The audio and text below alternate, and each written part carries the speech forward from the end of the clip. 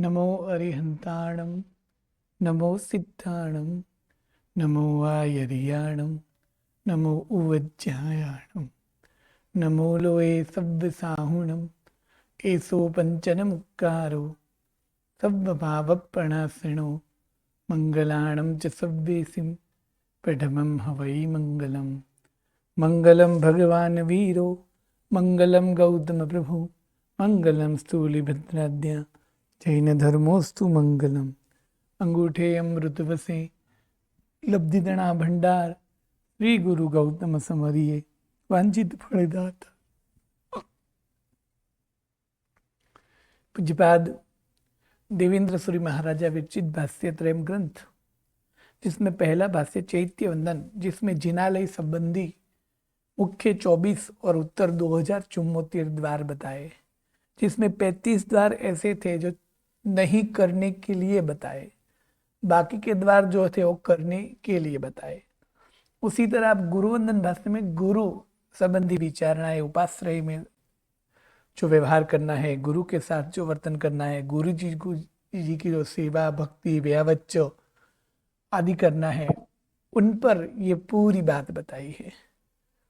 और यहाँ जिस तरह देव तत्व है उसी तरह गुरु तत्व और उसी तरह धर्म तत्व है, तीनों तत्व का महत्व है, जिसमें गुरु तत्व का भी महत्व अपरंपार है, क्योंकि उनके बिना भी भवसागर तीरना अशक्य हो प्राय है। तो पहली गाथा में बताया गुरुवंदन महति विहम तम फिट्टा क्षोभ बारसावत्तम तीर्णमणाइसु पढ़मम पुण्य खमा समण दुगिबियम। यह पहली गाथा में गुरुवंदन के मुख्य 3 प्रकार थे, जैसे चैतन्य के 3 प्रकार है, जगन्य, मध्यम और उत्कृष्ट। उसी तरह यहाँ भी गुरुवंदन के 3 प्रकार है, फिट्टा वंदन, क्षोभ वंदन और द्वादश आवर्त अर्थात द्वादशावर्त वंदन। उसमें फिर फिटा वंदन कैसे होता है ये बताया, थोब वंदन यानी तोक वंदन कैसे होता है यानी मध्यम वंदन, ये भी बताया पहली गाथा तक। फिर दूसरी गाथा में ये बताया कि मत्थेणुंदामी, उसी तरह इच्छामि क्षमा सुनो, इसी तरह वंदना, ये तीनों वंदन में 2-2 बार क्यों बोला जाता है, उसका कारण दूसरी गाथा में बताया कि राजा को कार्य के निवेदन से पहले और कार्य के निवेदन के बाद वंदन होता है, तो गुरु महाराज को पहले ही 2 बार वंदन करना चाहिए, वो एक प्रकार का विनय है। तो यह जह दुओ रायणम नमियुम कज्जम निवेयुम पच्छा विसज्य वंदीय गच्छिये में इत्थ दुगम, यह गाथा में वो बात बताई। फिर तीसरी गाथा में कहा कि वंदन क्यों करना है, तो कि विनय के लिए, गुणों की प्राप्ति के लिए।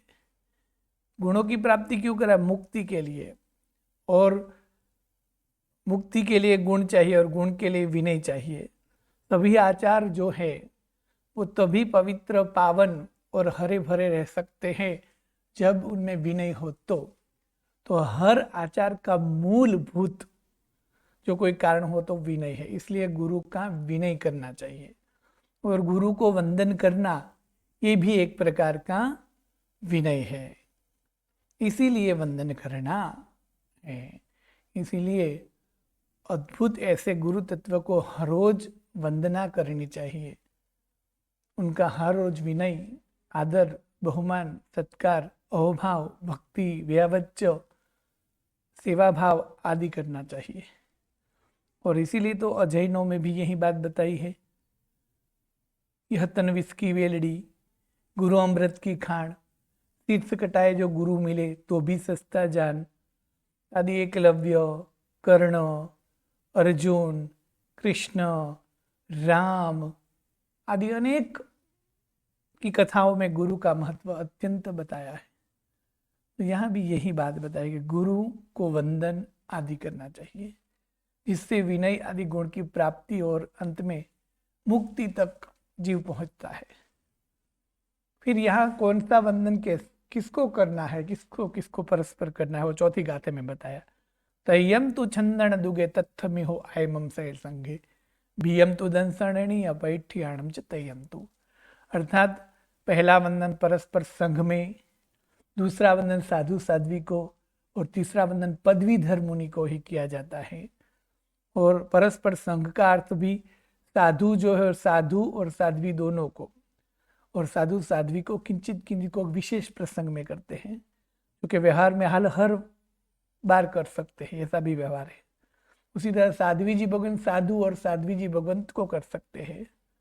और बीच रास्ते में कहाँ करना है कहाँ नहीं करना है उसके कारण भी जनाए, कहीं मर्यादा, शासन हिलना, गैर समझ नहीं होना आदि अनेक कारणों से वंदन नहीं भी करना, यह भी बताया है। जैसे कभी वंदन करना आराधना या शासन प्रभावना होती है, तो कभी वंदन नहीं करने से भी शासन की जो हिलना है वो भी रुकती है, तो वो भी बड़ी प्रभावना है, इसलिए वो सब बताया। फिर खमासने वाले वंदन को साधु और साध्वी को ही हो सकते हैं, जबकि फेटा वंदन तो श्रावक श्राविका और श्रावक साधु और साध्वी चारों को कर सकते हैं। उसी तरह श्राविका भी चारों को कर सकती है। किंतु जब श्रावक श्राविका को परस्पर वंदना है तब मत्थन वंदना में नहीं, प्रणाम, नमो नमो, नमन, नमस्कार आदि शब्द होते हैं, ये फर्क है। इच्छा में क्षमा समणो सूत्र बोल के जो वंदन किया जाता है वो तो साधु और साध्वी जी को ही होता है। उसमें साधु भगवंत को साधु भगवान, साध्वी भगवान, श्रावक और साविका चारों करते हैं। साध्वी जी भगवंत को साध्वी जी भगवंत और साविकाएं करती है। और तीसरे नंबर का वंदन द्वादशावर्त वंदन, द्वादश आवर्त वाला वंदन यानी वंदना वाला वंदन पदवीधर ऐसे साधु महात्मा को ही होता है। और पदवीधर साधु महात्मा को कौन करते हैं? साधु महात्मा करते हैं, साध्वी जी भगवान करते हैं, श्रावक करते हैं और श्राविका भी करती है। फिर 3 प्रकार के वंदन के नाम कैसे होते हैं, कौन करते हैं।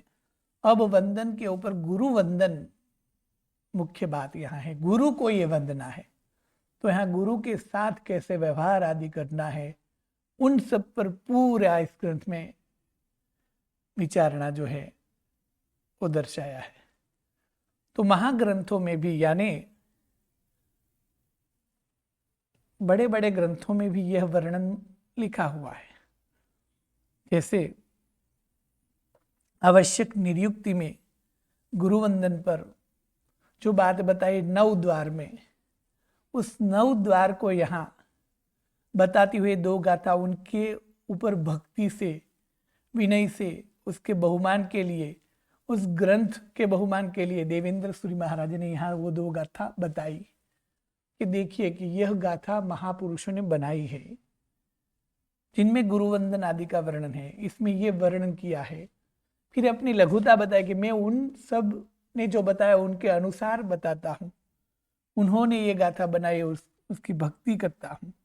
इस तरह 2 गाथा उस ग्रंथ की यहाँ पाठ स्वरूप रखी, 5वीं और 6ठी।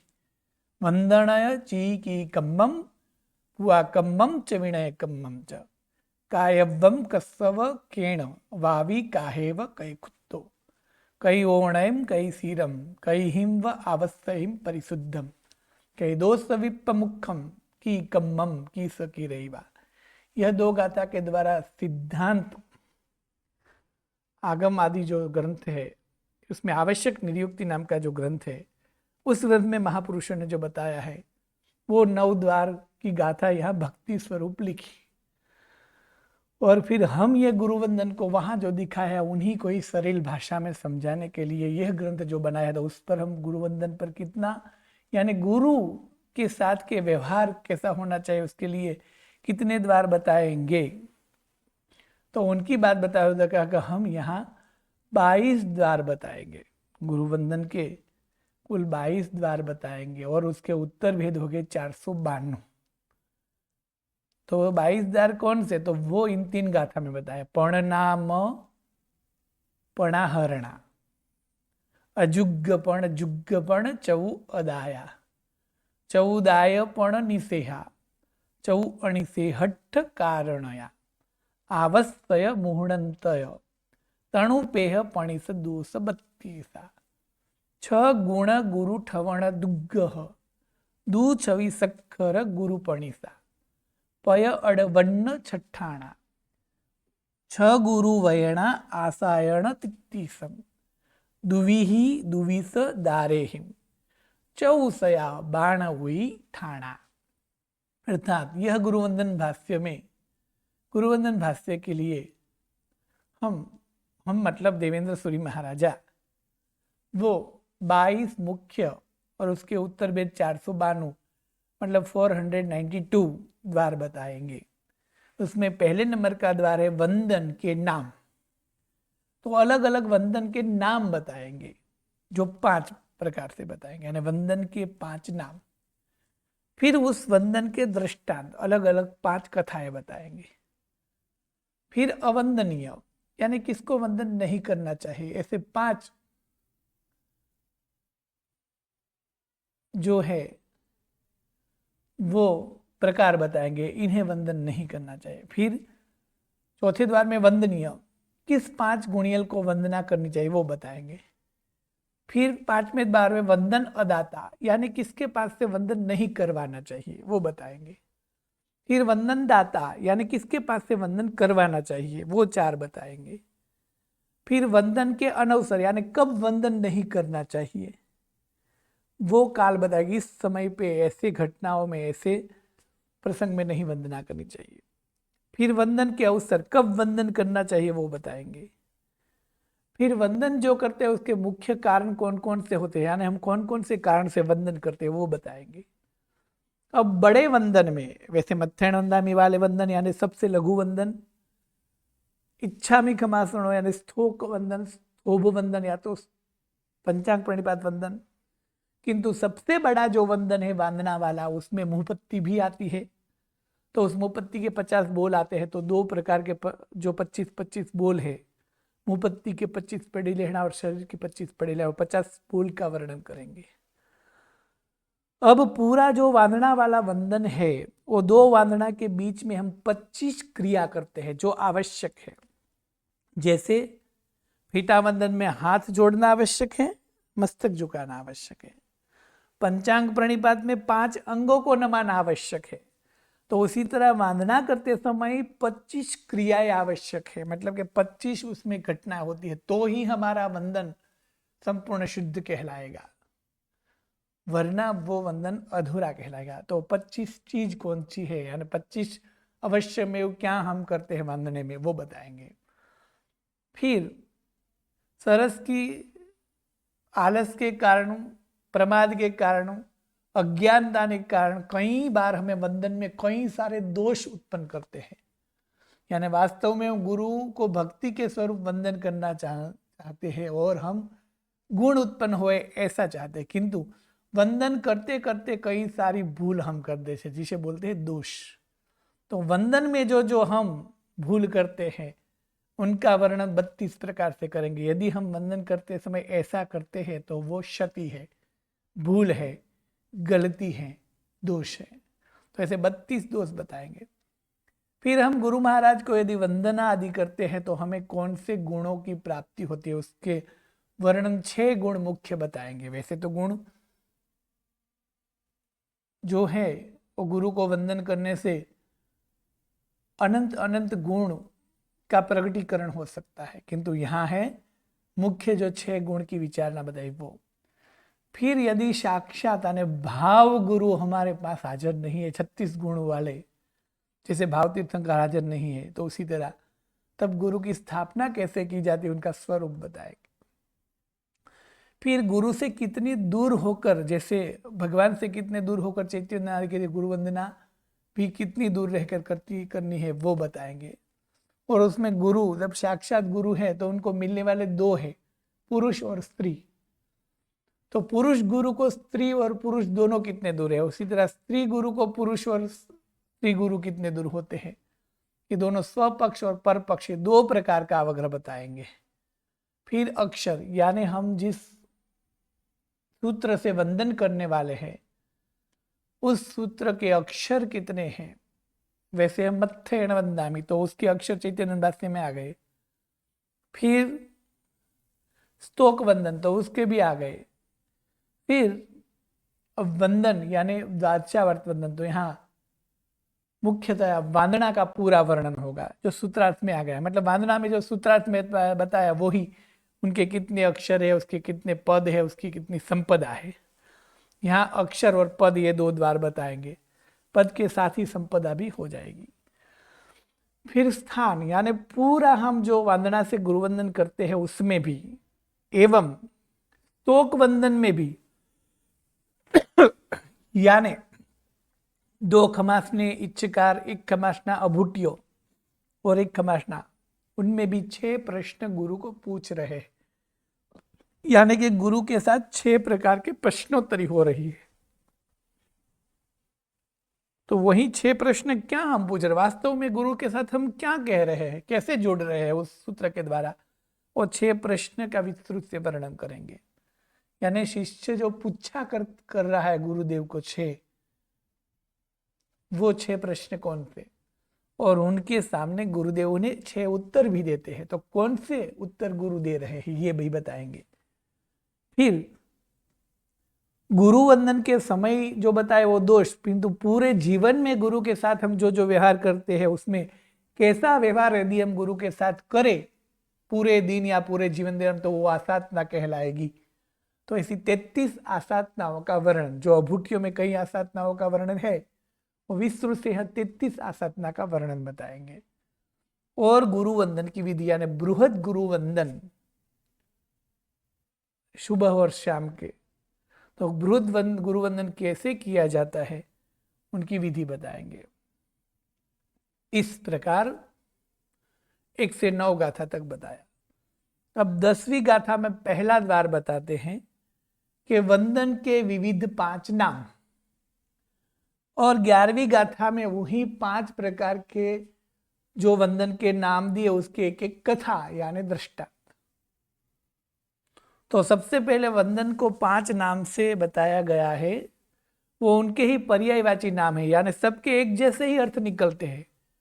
कुछ कुछ अर्थ को प्रधान यानी कुछ कुछ क्रिया को, कुछ घटना को, कुछ शब्द को प्रधान गिन के यहाँ 5 विभाग बताए हैं। गुरुवंदन के नाम हजारों भी हो सकते हैं, क्योंकि गुरुवंदन का अर्थ मात्र वंदना नहीं, यहाँ गुरु के साथ की व्यवहार की बात है तो गुरु की भक्ति, गुरु की भावना, गुरु की सेवा, गुरु की वहज, गुरु को प्रार्थना, गुरु की गुरुस्तवना, गुरु की अनुकूल प्रवृत्ति, गुरु को समझना, गुरु को मानना, गुरु का प्रशंसा करना, गुरु का आज्ञा में रहना, गुरु आदि सब जो है वो गुरु भक्ति कहलाएगी। और वो गुरु भक्ति के विविध प्रकार है, और जो वो घटना वो क्रिया सब होती है उस क्रिया को 5 विभाग में वर्णन किया है कि ये यदि होए तो उसको ये बोला जाएगा। कई सारे पदार्थ के कई सारे पर्यायवाची शब्द होते हैं, जैसे मटका, घट, कलश, कुंभ। तो जब अभिषेक की प्रवृत्ति है तो मटके से अभिषेक करो ऐसे नहीं बोलेंगे हम, कलश से अभिषेक। जब कलश शब्द आएगा तो अभिषेक मुख्य होगा, जब अभिषेक शब्द मुख्य है तब हमें कलश शब्द आएगा। यानी हम क्या बोलेंगे, जो अभिषेक करने वाला साधन है उसे मटका नहीं बोलेंगे, अभी कलश बोलेंगे। ठीक है, अभी वही कलश यदि स्थापन किया जाएगा तो कुंभ शब्द आ जाए, कुंभ की स्थापना कीजिए। और यहीं यदि मटका जो है वो पानी पीने के लिए भरे तो कुंभ भरिए या तो कलश भरिए नहीं, माटला भरिए बोला जाएगा। तो उसी तरह एक ही तरह के नाम, एक ही तरह की चीज होने के बावजूद भी घटना अलग अलग है, किंचित किंचित। तो जैसे पानी पीने की प्रधानता से उसे मटका भरो बोलेंगे, अभिषेक करने की प्रधानता से कलश उसे बोलेंगे, स्थापना की अपेक्षा से कुंभ बोलेंगे, और आराधना, साधना या उपासना या दिए की अपेक्षा से गर्वी या तो गरबा बोलेंगे, गरबा जिसे बोलते हैं वो बोलेंगे। उसी तरह पानी, नीर, जल, वाटर, सलील आदि पानी के पर्यायवाची नाम है। अभिषेक के समय जल अभिषेक कीजिए, ऐसा ही बोलेंगे। कितने ही अंग्रेजी क्यों नहीं पढ़े हो, वाटर अभिषेक तो नहीं बोलेंगे। उसी तरह पीने की जब बात होगी तब पानी या तो वाटर बोल सकते हैं। उसी तरह यदि कोई मरण शैया में तो गंगा जल लाइए वही बोलेंगे। और यदि नदी आदि का वर्णन करता है नदी के नीर प्रवाह आदि बोलेंगे। तो उसी प्रकार यहाँ पांचों वंदन का नाम एक दूसरे से मिलता जुलता ही होगा, उनके अर्थ भी एक दूसरे के साथ मिलते ही है और सभी के अर्थ एक जैसे भी हो सकते हैं। तो पांच नाम क्यों दिए, तो यही अलग अलग एक एक पदार्थ को आगे करके पांच नाम दिए हैं। तो मुख्य जो गुरु के साथ घटनाएं होती है उस घटना के साथ गुरु वंदन के पांच नाम दिए हैं, यानी गुरु वंदन करते समय जिसमें मुख्य कोई कोई घटना को आगे लेकर ये बात कही है। तो पहले सबसे पहले वो पांच नाम कौन से हैं, तो कि एक वंदन कर्म, दो चिति कर्म, तीन कृति कर्म, चार पूजा कर्म और पांच विनय कर्म। अब वंदन कर्म किसने किया, तो कि शीतलाचार्य ने। चिति कर्म किसने किया, तो कि शुल्लकाचार्य ने। कृति कर्म किसने किया, तो कृष्ण और विरक्त साल्वी ने। पूजा कर्म किसने किया, तो कि दो राजसेवकों ने। विनय कर्म किसने किया, पालक और श्याम ने। अब इस घटना में अभी पांच कथाएं बताई जिसे हमें पता चले कि इसको ये बोला जाएगा। अभी हम कौन से पांचों वंदन कर्म करते हैं, तो कि हाँ पांचों प्रकार के वंदन हम भी करते हैं। यानी हम क्या करते हैं, तो हम कौन सा वंदन करते हैं, इस कथा में से हमें ये बोध लेना है कि यदि हम ये कर रहे हैं तो हम इस प्रकार के वंदन की आराधना कर रहे हैं। मतलब कि हम वंदन कर्म कब कर रहे हैं, तो हम ये कर रहे हैं तो हम वंदन कर्म कर रहे हैं। चिति कर्म कब कर रहे हैं, तो हम ये कर रहे हैं तो चिति कर्म कर रहे हैं। यानी एक व्यक्ति भी सभी कर सकता है, किंतु एक एक कथा में एक एक गुण को आगे करके उस कथा में वर्णन किया कि ये जो है उसको वंदन कर्म बोलेंगे।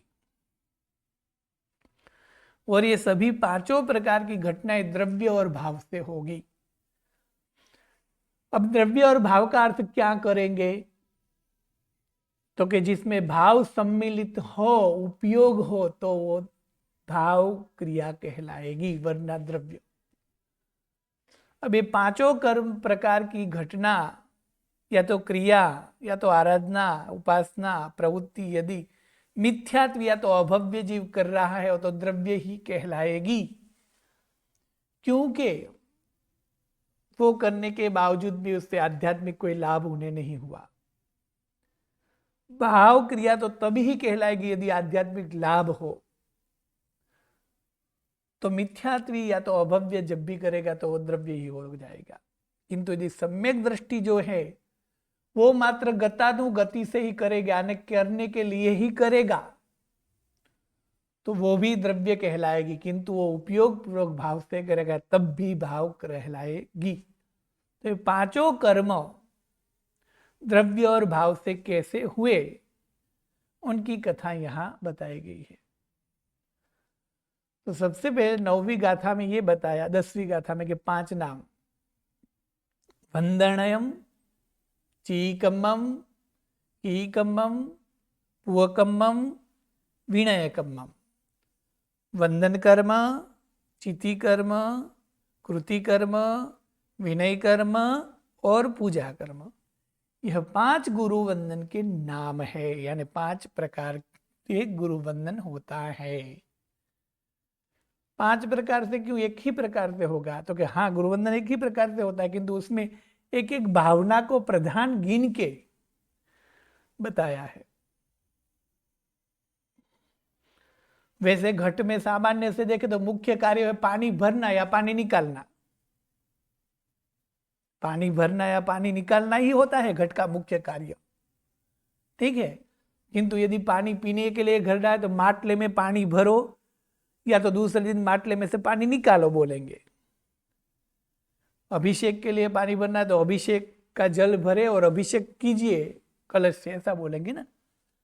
तो यहाँ एक एक घटना, गुण या तो एक कोई भी प्रक्रिया को आगे करके नाम दिए गए हैं। तो 5 नाम हुए। वो पांचों घटना में यदि करने वाले जीव जो है वो द्रव्य से कर रहे भाव से, तो यानी सभी के दो दो प्रकार हो जाए, द्रव्य और भाव। यहां द्रव्य का अर्थ होगा जहां भाव सम्मिलित नहीं है, उपयोग नहीं है वो। तो अब किसने किसने वो वंदन किया? तो 5 कथा दी। पियलय यानी शीतलाचार्य ने पहली कथा शीतलाचार्य की। खुड्डुए यानी शुल्लकाचार्य, दूसरी कथा शुल्लकाचार्य की। पहली कथा में एक एक व्यक्ति ही है, यानी एक पात्र ही है, जबकि दूसरी कथा में दो, तीसरी कथा में 2 पात्र हैं, वीर और कान्हा, यानी वीरक साल्वी और कृष्ण। फिर चौथी कथा में 2 सेवक, फिर 5वीं कथा में श्याम और पालक। यानी पिछली 3 कथा ऐसी है जिसमें एक ने द्रव्य से किया और एक ने भाव से किया, और पहली 2 कथा ऐसी है कि एक ही व्यक्ति ने पहले द्रव्य से फिर भाव से किया। तो सबसे पहले था वंदन कर्म। तो गुरु वंदन के ही सब अलग अलग नाम है। दुनिया में हर पदार्थ के अनेक पर्यायवाची नाम होते हैं। पर्यायवाची का अर्थ होगा उसका दूसरा नाम, जैसे कमल, पंकज, सरोज, पद्म, ये किसके नाम है? लोटस के नाम है। लोटस जो पुष्प का एक प्रकार, उसको कमल भी बोला जाएगा, पंकज भी बोला जाएगा, सरोज भी बोला जाएगा, और पद्म भी बोला जाएगा, और उत्पल भी बोला जाएगा। ऐसे कई नाम हैं और हर नाम अलग अलग है। वो एक ही भाव दर्शाने के बावजूद भी कमल शब्द इसलिए है कि वो कादव में उत्पन्न होने के बावजूद भी मल रहित है, यानी निर्मल है, इसलिए उसको कमल बोला जाता है। उसी तरह पंकज शब्द इसलिए है क्योंकि पंक यानी कादव में उत्पन्न होता है। तो उनके अलग अलग नाम है, उसके पीछे का थोड़ा थोड़ा कारण अलग है। उसी तरह कुंभ, कलश, घट आदि कहा जाता है एक ही पदार्थ को, जो कि सब नामों का एक ही अर्थ सामान्य से निकलता है, फिर भी कुछ कुछ अर्थ भेद होने के कारण ऐसे नाम दिए जाते हैं। उसी प्रकार यहाँ भी 5 नाम दिए गए हैं वंदन के। तो उसमें पहला नाम है वंदन कर्म। अब वंदन कर्म यानी क्या? तो कि वंदन कर्म यानी जिसमें मुख्य विचारणा बताई है स्तवना और नमन प्रणाम। यानी जिस घटना को, जिस क्रिया में तीनों में से कोई भी प्रणाम यानी झुकना, नमन करना अर्थात फीटा वंदन आदि कोई भी एक वंदन, और वंदन करते करते गुरु की स्तवना करना, स्तवना और वंदना जिसमें मुख्य बताई गई हो, तब उसे वंदन कर्म बोला जाता है। प्रशस्त अर्थात शुभ, यानी शुभ मन से, वचन से और काया के द्वारा जो गुरु के समक्ष झुकना, वंदना आदि क्रिया करना, नमस्कार आदि करना, प्रणाम आदि करना, उसे वंदन कर्म बोला जाएगा। मतलब जिसमें वंदना का प्रधानता है वो वंदन कर्म बोला जाएगा।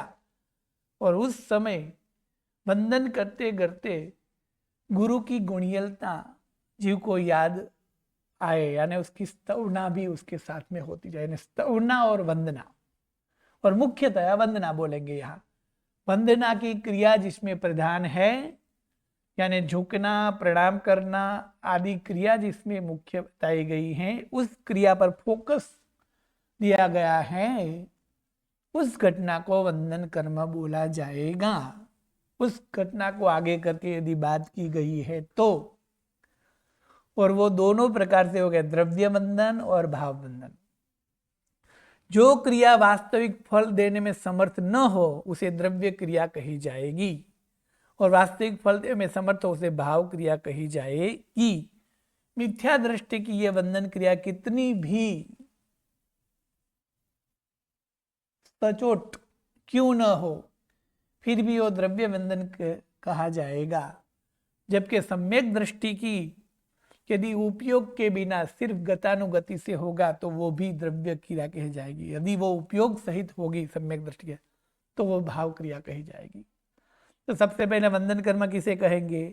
तो जिसमें नमस्कार, वंदना, प्रणाम, स्तवना की प्रधानता है, वो उस बात को आगे करके बताया है। और वो क्रिया यदि भाव से उपयोग पूर्वक हो रही है कि जो फल देने में सक्षम है तो वो भाव वंदना और वरना द्रव्य वंदना। अब वो किसने की? तो वो कथा शीतलाचार्य की बताते हैं कि शीतलाचार्य ने ये वंदन कर्म पहले द्रव्य से किया और फिर भाव से किया। तो श्रीपुर नाम का एक नगर है, उस नगर में शीतल नाम का एक राजा राज्य कर रहा है। श्रीपुर नगर है यानी लक्ष्मी से भरपूर ऐसा नगर है। उस नगर के राजा जो है वो शीतल राजा है, इसका नाम है शीतल, सौम्य स्वभाव वाला राजा है। राजा बड़ी न्याय नीति से राज्य कर रहा है। एक बार उस नगर में आचार्य धर्म घोष सूरी जी महाराजा पधारे हैं, यानी धर्म का घोष करने वाले, धर्म का जयनाद करने वाले ऐसे आचार्य पद के धारक, ऐसे श्रवण भगवंत, श्रवण सुरीश्वर धर्म घोषपुरी जी महाराजा का उस नगरी में आगमन हुआ। अब राजा गुणी है, विनयी है, विवेकी है, धर्म की रुचि वाला है, तो आचार्य की देशना में वो भी गया है। अब सूरीवर की धर्म देशना निराली, निर्मल, पावन, शीतल और पवित्र है। और यह सुनकर शीतल राजा के मन में वास्तव में संसार जो है वो दग्ध अग्नि जैसा लगने लगा है, और वास्तव में शीतलता संयम में है, ये भाव उनके मन में स्थापित हुआ। अर्थात वो संसार से विरक्त हो गए कि यह जो संसार है वो हर समय दावा नल जैसे सुलग रहा है, और यदि कहीं भी शांति, समाधि, सौम्यता, शीतलता, उपशमता, प्रशांतता है तो इस मुनि के जीवन में, मुनि के मुखमंडल में बस सूर्य भगवान के सानिध्य में ही है। और उन्होंने तय किया कि संयम लेंगे, और एक शुभ दिन, शुभ घड़ी, शुभ वेड़ा और शुभ अवसर पर संपूर्ण पूर्ण राज्य का, संसार का त्याग करके मोह माया के बंधन को काटकर और उनके भवभव के बंधन को तोड़ने के लिए शीतल महाराजा ने भागवती दीक्षा अंगीकार कर ली, यानी राजपाट ने वैभव छोड़ी दीधो संसार। दीक्षा अंगीकार करीने मतलब दीक्षा ग्रहण करके साधु महात्मा का तो कार्य ही ज्ञान, ध्यान, धर्म, ध्यान, साधना, आराधना, उपासना, तप, त्याग आदि ही है। तो गुरु भगवंत ज्ञान में मस्त हुए और वो दिन रात ज्ञान, ध्यान, साधना, आत्मचिंत में आकंठ डूब गए, मतलब लयलीन हो गए, पूरे डूब गए, एकाग्र हो गए। अब उनकी योग्यता, पात्रता, अभ्यास, ज्ञान, ध्यान आदि देखकर उनको भी आचार्य पद की प्राप्ति हुई। यानी शीतल महाराजा भी जो शीतलाचार्य बने थे वो आचार्य भगवंत बने, और अब वो शीतलाचार्य के नाम से प्रसिद्ध हुए,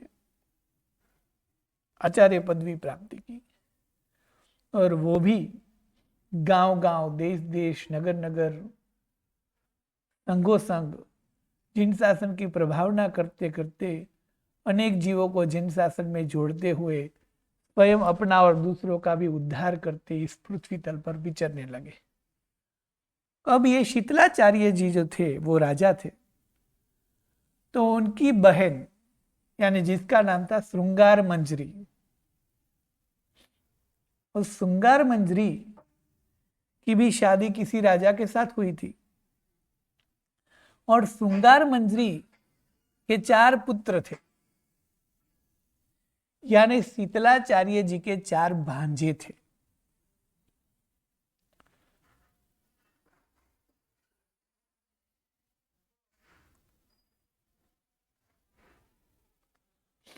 अब भाई तो आचार्य थे, बहन भी संसार में रहने के बाद भी बहुत ही गुणियल थी।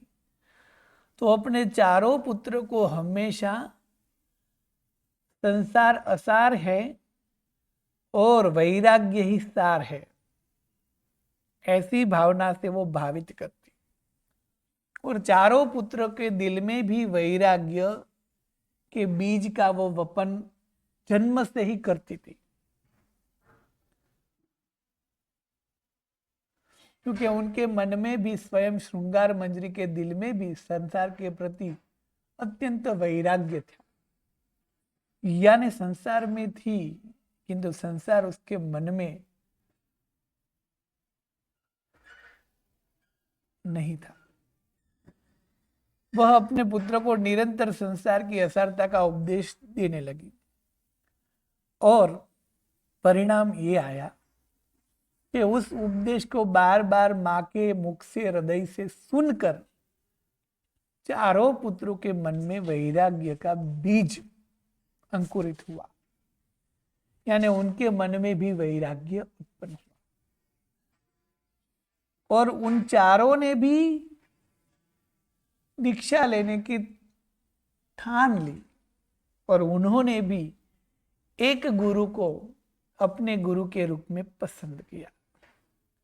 वैसे सामान्य से ये होता कि मामा के पास दीक्षा होती, किंतु मामा भी शायद वैरागी थे, माता भी शायद वैरागी थी, और भांजे को भी जो वैराग्य हुआ माता के, और वैराग्य जिससे अंकुरित हुआ था, उन्होंने ने उसको गुरु माना। तो एक गुरु के पास उस चारों भाइयों ने दीक्षा ली, भागवती दीक्षा ले ली। अब चारित्र ग्रहण करके वो अपने गुरु के साथ रहने लगे, चारित्र धर्म की आराधना करने लगे, चारित्र धर्म का अच्छा पालन करने लगे। वो भी ज्ञान ध्यान आराधना साधना में मस्त होने लगे। अब समय बीतता चला, समय बीतता चला, बीतते बीतते बीतते बीतते समय बीतते बीतते ऐसा तो है नहीं हमारी तरह कि जब चाहा मामा भांजे को मिल जाए, भांजा मामा को मिल जाए। मामा भी साधु थे, भांजे भी साधु थे, तो कई वर्षों से नहीं मिले थे। अब एक बार विहार करते करते करते करते करते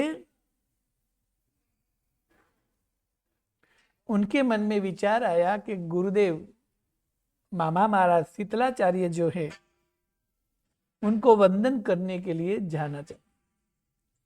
तो चारों शिष्यों ने अपने गुरु के पास आज्ञा ली और चारों शिष्य ने कहा हम शायद थोड़ा नजदीक हो गया तो कुछ ऐसा होगा। तो गुरु के पास से आज्ञा लेकर चारों मामा को वंदन करने के लिए निकले। गुरु की आज्ञा प्राप्त करके शीतलाचार्य को वंदन के हेतु वो निकले। जिस नगरी में, जिस राज्य में मामा महाराज हैं, उस तरफ उस चारों भाइयों का विहार शुरू हुआ।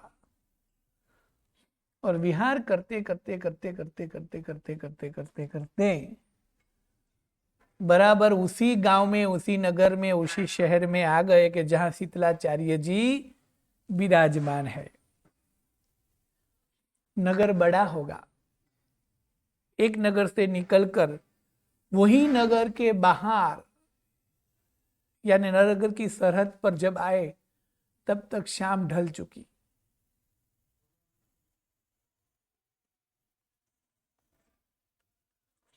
और नगर के बाहर ही संध्या हो गई।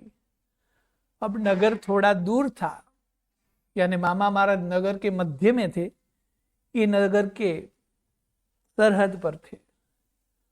तो बस कल मामा महाराज को वंदन करने जाएंगे। तो नगर के बाहर उपाश्रय में या तो जो भी उद्यान है उसमें ठहरे।